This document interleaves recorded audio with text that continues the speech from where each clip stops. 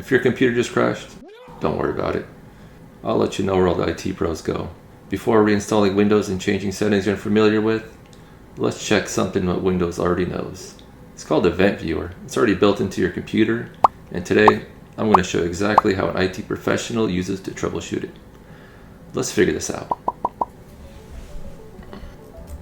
You can go to Event Viewer, or you can right click on your start button and it should be right there. If not, do your Windows R, event.ver, and there you go. When you first open it, it might be a little overwhelming, but don't worry about it. 95% of what's in here isn't important what we're doing today. So let's focus on the parts that are actually going to help you out here. So the first thing to do, left hand column, we will click on Windows Logs. Now this tells you real world problems. Now when you click on Applications, this is where if your Outlook crashes, or Photoshop, or Chrome, or QuickBooks, just an application, if it doesn't work, this is what you're going to see. Now if you go to Security, when you're trying to sign in, it's going to tell you if you got verified or someone failed to try to connect to your computer. Setup, this is where Windows trying to install something and had a problem, some kind of feature that it didn't correctly finish. Now what we're going to be looking into is systems. Your computer might have blue screened, restarted unexpectedly, frozen, shut down, hardware, something didn't work. This is where you're going to find that out. Forwarded events is usually for big business. This is something that sends out logs to the server, but we're going to ignore that for today. Let's just go where we need to go. Go to Systems. Now this is where things get juicy. While clicking into Systems, remember, we're looking at what Windows is remembering.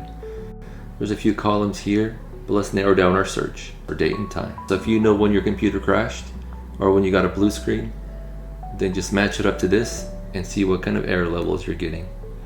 Also, what's very important is this event ID. With all this information, this way will help us start seeing what led to the event of our crash. Let's look at levels. This is where we're going to see information, warnings, criticals, errors. As you can see, I got some warnings, some errors. Let's see if we can find anything critical. Nothing critical just yet. Okay. With levels, their information is significant. So if you see something like information, it's just what Windows records, like the events that's happening. Maybe something like a service that started running. Like a warning. Warnings tell you that something just didn't work right. Driver took too long to respond, or the disk retried reading data. Network temporarily disconnected. Something happened, but we're still functional. An error is where we need to start looking into something. Something failed. Something crashed. Service failed to start running. Drivers aren't responding. We're moving, but we got a flat tire. Now we're into the criticals. Oh boy. Some service was unexpectedly shut down. Something happened to Windows that it couldn't normally continue.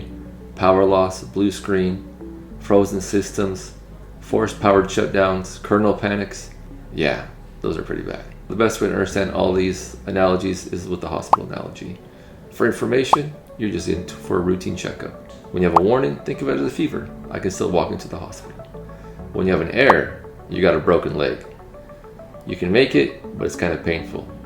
Not critical, you're just being wheeled into the emergency room. That's the best way to think of it. But let's see what's going on with this computer and your computer. So let's go to Actions. And then Actions, we're going to see where it says Filter Current Logs. Here in the current filter log, what we want to go is right here. All event IDs. Now what we want to look for is something like error 41. This is kernel power, unexpected shutdowns. Or we can go 6008. This is where it unexpectedly shut down. If we go to 1001, this is where we got the blue screen. So if you got a blue screen, this is the area you need to look for. Also, we can look at 1000. Application crashed or shut down and doesn't know what to do and your computer just turned off. But let's see what we got here. We can look at all of them at once, or we can look at 41. Let's see here. Alright, last time I see it was in April 15th at 10:15. Like I said, now we have a date and time. Now we have a critical level, and we have an event of 41. So now we know there's some kind of power loss. We know the computer had a shutdown. It rebooted without proper information, so it didn't go down through its proper shutdown procedures. So let's look at here. Make sure you don't clear your logs, but we need a clear filter. If you clear your logs, it's going to erase all of these, all the information that you had in the past. So make sure you click on clear filter. Now we have our date and time again, so let's find that date.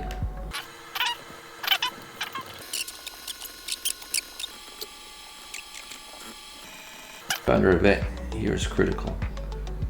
Now I'm not seeing anything that led up to the event. So let's bring this down a little bit. Ooh, 6008.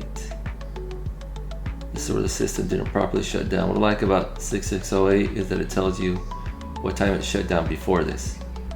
So it had another unexpected shutdown at 4:14. And I'm not seeing any windows or errors or anything that led up to this critical moment. Looks like it just shut down without doing its procedures first. But I'm pretty sure I know what happened.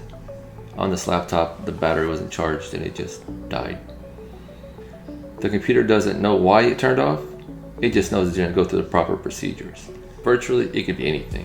Power loss, overheating, blue screen, bad RAM, power supply. There could be a lot of things going on. But now we have some information of what happened and when it happened.